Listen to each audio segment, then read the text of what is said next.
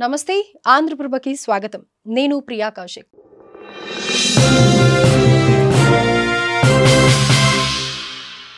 TDP మహానాడుకి సంబంధించి తేదీలు ఖరారయ్యాయి. ఈసారి భారీ ఎత్తున ప్లాన్ చేశారు. గత 5 ఏళ్లలో అన్ని రంగాల్లో వెనుకబడిన రాష్ట్రాన్ని అభివృద్ధి పరంగా ఏడాదిలోనే అన్ని విధాలుగా మెరుగైన రాష్ట్రంగా తయారు చేస్తున్నాము అని చెప్పి చంద్రబాబు నాయుడు అన్నారు అని చెప్పి కొంతమంది అంటూ ఉన్నారు. అయితే మహానాడుకి సంబంధించిన నిర్వహణ కార్యక్రమాలన్నీ కూడా మంత్రి లోకేష్ చూసుకుంటూ ఉన్నారన్నమాట. మంత్రులతో సమావేశం అయ్యారు. అయితే మొదటి రోజు 27న జరిగే కార్యక్రమాలు ఏంటో మీకు చెప్తాను. దీనికి సంబంధించి 27, 28, 29 కార్యక్రమం మహానాడు జరగబోతుంది. భారీ ఎత్తున ప్లాన్ చేస్తున్నారు. అందుకు సంబంధించి ఏర్పాట్లు కూడా జరుగుతున్నాయి. అయితే 27న జరిగే కార్యక్రమాలు ఏంటి అనేది నేను మీకు ఒకసారి చెప్తాను. మొదటి రోజు ప్రతినిధుల సభ జరుగుతుంది. ఇందులో పార్టీ సంస్థాగత నిర్మాణం, సిద్ధాంతాలు, భవిష్యత్తు కార్యాచరణపై నేతల దిశానిర్దేశం చేయనున్నారు. అలాగే డే 2 28న కూటమి ప్రభుత్వం ఏడాది పాలనలో అమలు చేసిన సంక్షేమం, అలాగే అభివృద్ధి పథకాలు, సాధించిన విజయాలు, మేనిఫెస్టో అమలు, గత వైకాపా ప్రభుత్వంలో జరిగిన విధ్వంసం నుంచి రాష్ట్రాన్ని బయటపడేసేందుకు తీసుకుంటున్న చర్యలపై సుదీర్ఘంగా చర్చించబోతున్నారు. అలాగే పెన్షన్లు కూడా పెంచుతాము అని అన్నారు కాబట్టి దాని గురించి మాట్లాడడం, అలాగే దీపం 2 అన్న క్యాంటీన్ గురించి మాట్లాడడం కూడా జరుగుతుంది. చంద్రబాబు బ్రాండ్ ఇమేజ్లో రాష్ట్రానికి వస్తున్న పరిశ్రమలు, అయితే బిజినెస్ సమ్మిట్ కూడా ఒకటి జరిగింది.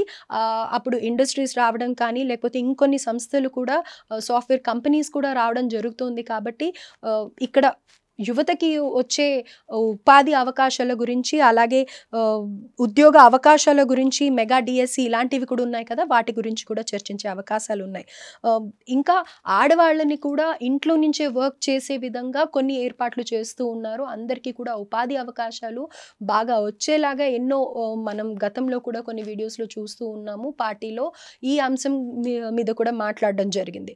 సో వీటన్నిటి గురించి ఈ 3 డేస్లో మాట్లాడడం జరుగుతుంది. అయితే ఈ మహానాడుకి సంబంధించి కరెంట్ కూడా ఎక్కువగా యూజ్ చేయడం జరుగుతుంది. కాబట్టి దీనికి సంబంధించి ఏపీఎస్ డిసిఎల్ సిఎండి సంతోష్ రావు ఇంజనీర్లతో కలిసి అక్కడ ఎలాంటి ఆటంకాలు రాకుండా జనరేటర్లు పెడతారు, మైకులు ఉంటూ ఉంటాయి. అలాగే స్టేజే కాకుండా ఫుడ్ కోర్ట్స్ కానీ, లేకపోతే సెక్యూరిటీ వరకు కూడా, పార్కింగ్ జోన్ వరకు కూడా ఎంతో కరెంట్ యూజ్ చేయడం జరుగుతుంది. కాబట్టి దీనికి సంబంధించి ఎలాంటి అవాంతరాలు రాకుండా అక్కడ ఏపీసీడీఎస్ఎల్ చైర్మన్ కానీ, లేకపోతే ఇంకా ఇంజనీర్లతో మాట్లాడడం, ఎలాంటి ఆటంకాలు రాకుండా చూసుకోవడానికి చూస్తూ ఉన్నారు. అలాగే at the same time food court సంబంధించి కానీ, సెక్యూరిటీ పరంగా కానీ, లేకపోతే అలాగే మెయిన్ స్టేజ్ గురించి కానీ, పార్కింగ్ మెయిన్ కదా, అక్కడ కూడా ఎలాంటి అవాంతరాలు రాకుండా సెక్యూరిటీ పరంగా ఐజీ, డిఐజీ, ఎస్పీ వీళ్ళందరూ కూడా అక్కడ ఏర్పాట్లని పరిశీలిస్తూ ఉన్నారనమాట. మహానాడు స్టార్ట్ అయినప్పటి నుంచి ముగింపు వరకు కూడా అక్కడ అధికారులే కానీ, లేకపోతే స్పెషల్ సెక్యూరిటీ ఫోర్స్ని పెడతారు. కాబట్టి వాళ్ళు కూడా అలర్ట్గా ఉండి ఎలాంటి ప్రమాదాలు జరగకుండా, పార్కింగ్ జోన్లో కూడా, పార్కింగ్కి ఎంతో పెద్ద పెద్ద వాళ్ళు వస్తూ ఉంటారు, కార్లలో వస్తారు, బైక్లలో వస్తారు, ఎవరికి ఎలాంటి అవాంతరాలు జరగకుండా హై సెక్యూరిటీ అయితే పెడుతూ ఉన్నారనమాట. ఇంకా ఎప్పుడు ఎలాంటి ట్రాఫిక్ ఇబ్బందులు కూడా కలగకుండా అక్కడ ట్రాఫిక్ కానిస్టేబుల్స్కి సంబంధించి కూడా ఎలాంటి రూల్స్ ఫాలో అవ్వాలి, ట్రాఫిక్ జామ్ అవ్వకుండా ఎలా డైవర్షన్స్ చేయాలి, పెద్ద వెహికల్స్ని ఎక్కడ ఏర్పాటు చేయాలి, చిన్న వెహికల్స్ని ఎక్కడ ఏర్పాటు చేయాలి, ఫ్రీ ఫ్లో ఉండేలాగా, ఎక్కడ కూడా జామ్ కాకుండా, ఎక్కడ కూడా యాక్సిడెంట్స్ కాకుండా ఆ రూట్ అంతా కూడా మంచిగా ఉండేలాగా చూసుకుంటూ ఉన్నారనమాట. అలాగే ఆ వేలో వచ్చే వాళ్ళని అందరినీ కూడా ఇక్కడికి వచ్చే వాళ్ళని డైవర్ట్ చేయడం కానీ, ఆ ప్రాంతంలో సెక్యూరిటీని కూడా బలంగా పెట్టడం గురించి కానీ డిఐజీ, ఎస్పీ వీళ్ళందరూ పరిశీలిస్తూ ఉన్నారు.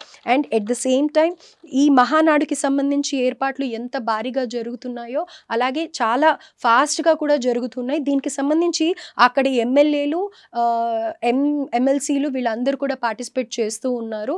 ఈ ప్రాంతంలో స్టేజ్కి సంబంధించి కానీ, లేకపోతే మహానాడుకి సంబంధించి ఇంకా ఎలాంటి అవసరాలు ఉన్నాయి ఏంటి అనేది ఎమ్మెల్యేలు, ఎమ్మెల్సీలు దగ్గరుండి చూసుకుంటున్నారు.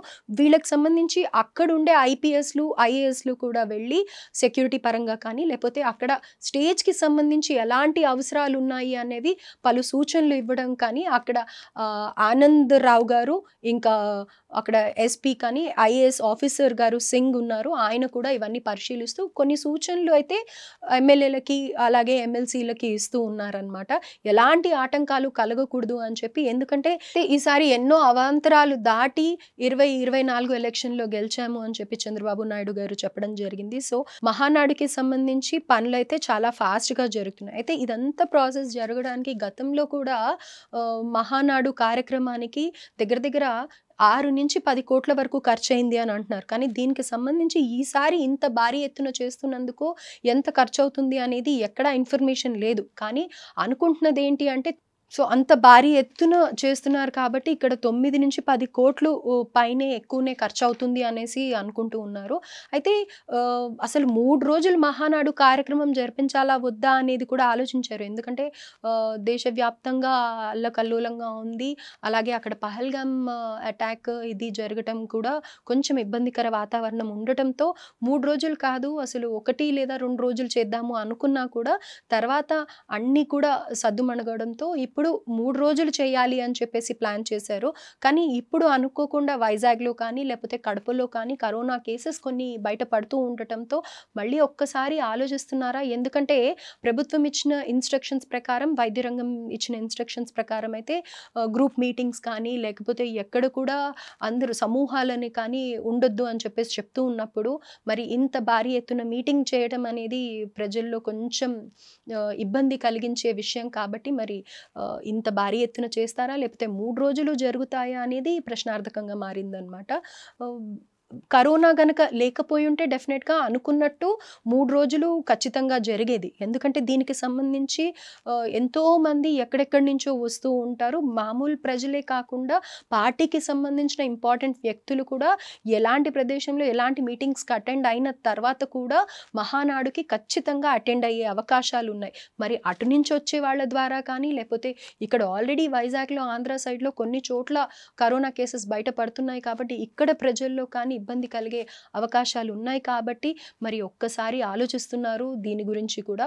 మరి నిజంగానే వైజాగ్లో కూడా ఈ కరోనా కేసు ఏదైతే చెప్పారో ఒక సైడ్ ఏమో లేదు అని వినిపిస్తున్నా, ఇంకో సైడ్ ఏమో ఒక 70 ఏళ్ల వృద్ధురాలికైతే కరోనా పాజిటివ్గా తేలింది. కానీ అంతకుముందే తనకి కొంచెం అనారోగ్య సమస్యలు ఉండటం వల్ల అది పెద్దగా కరోనాగా భావించక్కర్లేదు అని చెప్తున్నప్పటికీ కూడా ఎందుకైనా మంచిది అని చెప్పేసి తనని కరోనా వార్డులోనే పెట్టారు.